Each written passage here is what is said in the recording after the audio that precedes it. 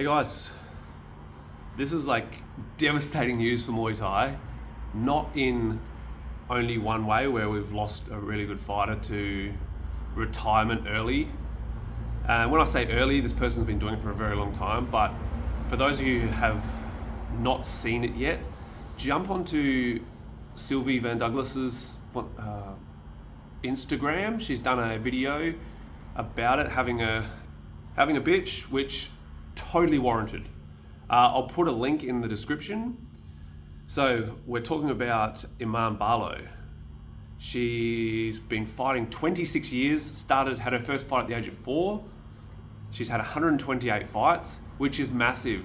She's done most of that through living in Europe. Like, she hasn't lived in Thailand. Sylvie, she's racked up 281, I believe now, living in Thailand, thrashing them out in Thailand, fighting anyone and everyone. Iman Barlow's had a smart career and not said yes to everything because she wants the right fights. And that's how you have to do it when you're in Europe, not in at that elite level. So she's had to pull the pin because she made, what seemed like the best decision at the time to sign a contract with One Championship. And this reason is my original reason for disliking One Championship, before it was even the 4-ounce gloves thing. You sign a contract with them, you sign your career away. It goes one of two ways. You end up being one of their puppets who fights all the time, or you're just a fill-in. The problem is, you have to say yes to absolutely everything.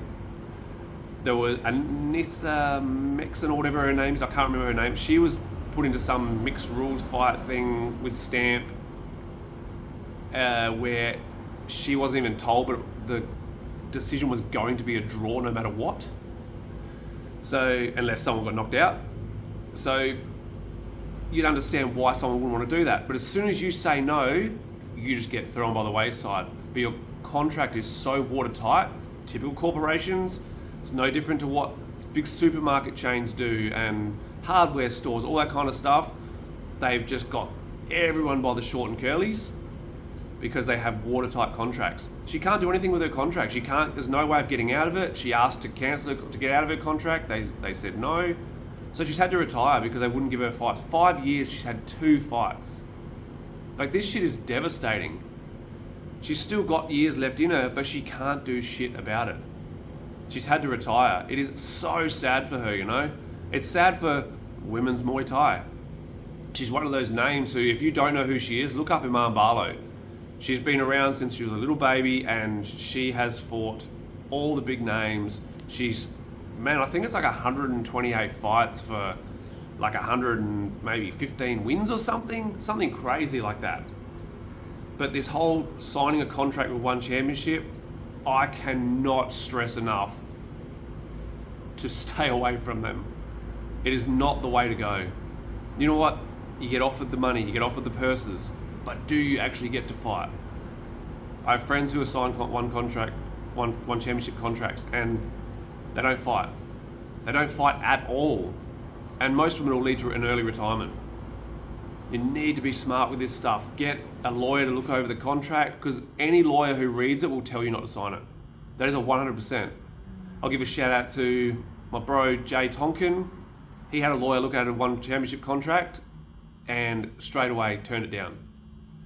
They own you. They own everything about you for that period of your contract.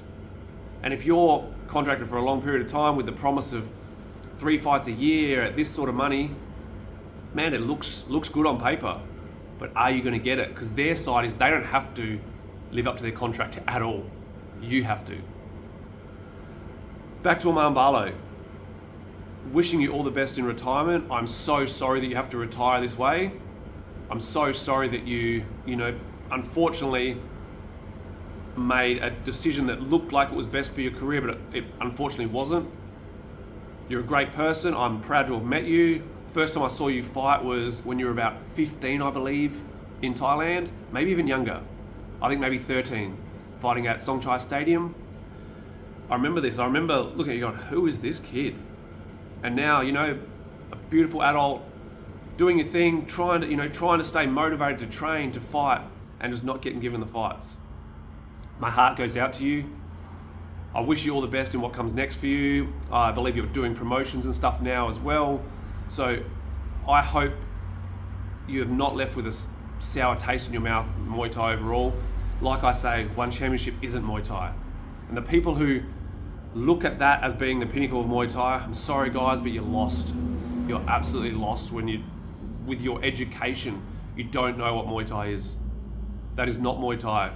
The small gloves, the no Waiku Run Muay, the not even sealing the ring. It's just sad. It's a sad state of affairs. And once again, the corporations win.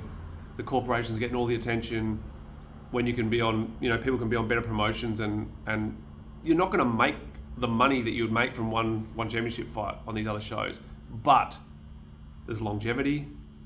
There's knowing that you're not locked into a one-sided contract. Think long and hard, people. Thank you very much. Kapung Kap.